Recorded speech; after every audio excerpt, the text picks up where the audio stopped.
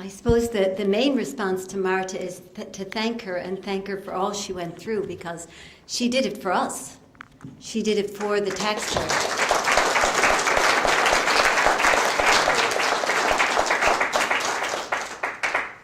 And I suppose what I want to say, and I just take a few minutes doing this, is I'm not going to give a lot of arguments about Lisbon, on the no side of Lisbon, because I'm hoping, but I'm beginning to suspect it may happen, that there would be a few debates, yes and no debates in Cork between now and the next month. I'm beginning to suspect there won't be, because why? They've gotten rid of the forums. They got rid of the National Forum, where we did. Do you remember? City Hall, yes and no. They've gotten rid of questions and answers. The one program where the audience could break through.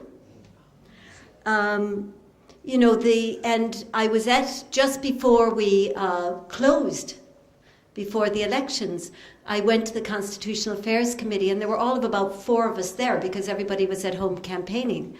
And Margaret Wallström, who's in charge in the Commission, the Vice President of the Commission, and she's in charge of getting this treaty through, she told us she wanted another big tranche of money to communicate Europe to the Irish. And she said, this time we will have a rapid reaction force in Ireland to immediately shut down any misinformation. Now, what's misinformation? Truth. The no side is by definition misinformation. So I suspect we are not going to have any debates. But what I decided to do tonight was to give you a few stories. Because I wasn't a chief accountant. It wasn't my job to monitor, that things were done right. And even I couldn't help stumbling over things. And I'll just tell you about a few of those. The Tuesday after we voted no, I happened at that point, for about 6 months, I filled in as a president when Jens Peter Bonde stepped down. I stayed president for 6 months. When it came up for election, I didn't run because it just took too much time away from my constituency. But it was an interesting 6 months. But that Tuesday, because I was a president, they had to have me at a meeting. And they had all the inner circle there of the coordinators, vice presidents, presidents, coordinators of the Constitutional Affairs Committee. And they all discussed the Irish vote.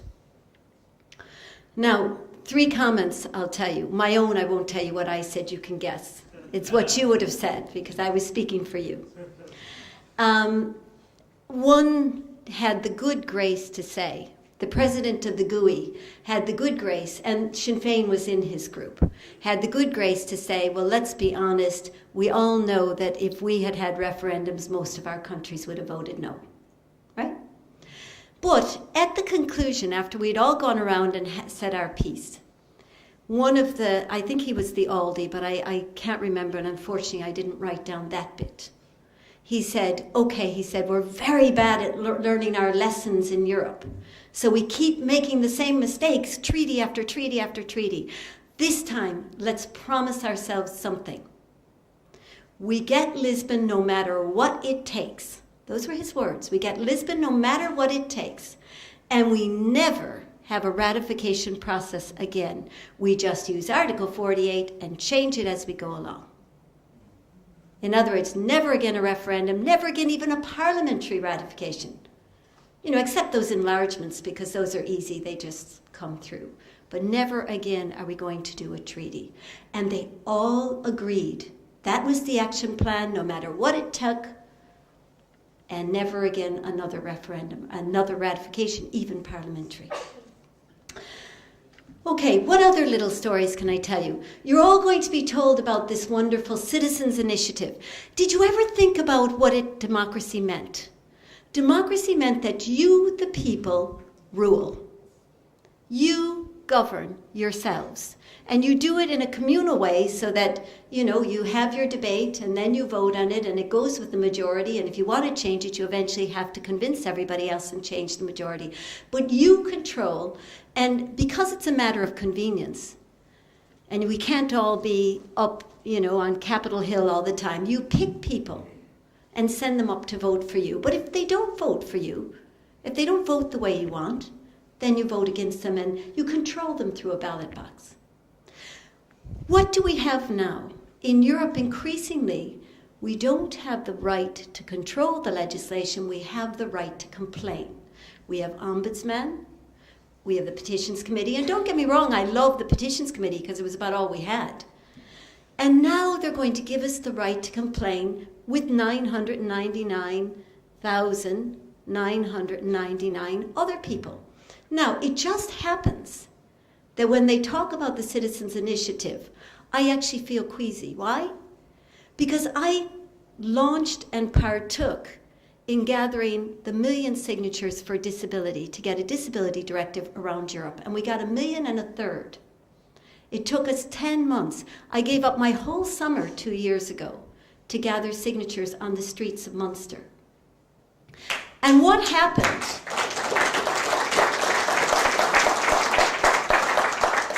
Do you want to know what happened to that petition?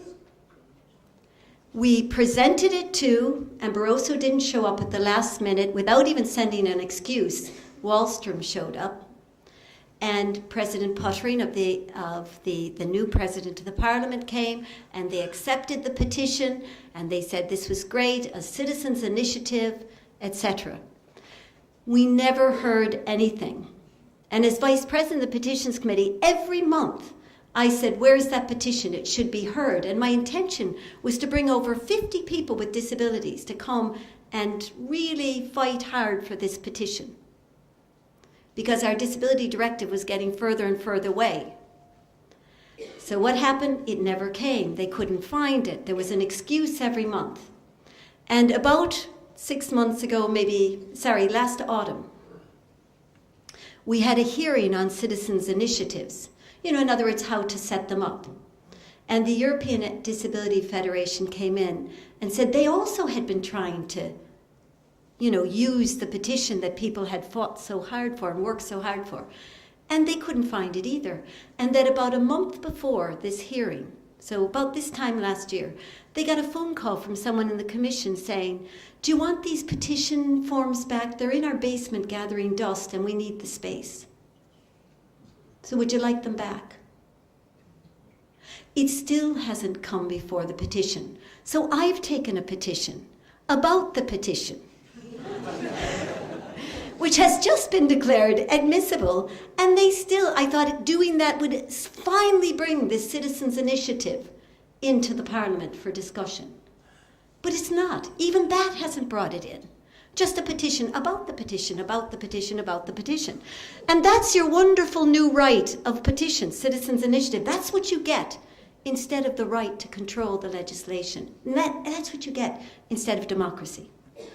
And what other citizens' petition is out there? There are about 4 of them that have gathered 1 million signatures. And one of them is to make MEPs just go to one place, Brussels or Strasbourg, but not a travelling circus that costs you 300 million a year, right? The decision on that one, even though over 1 million people have signed it around Europe, was that it cannot be discussed because it's in the treaties that we have to have a travelling circus. So you're being promised this citizens' initiative. You're not going to get it.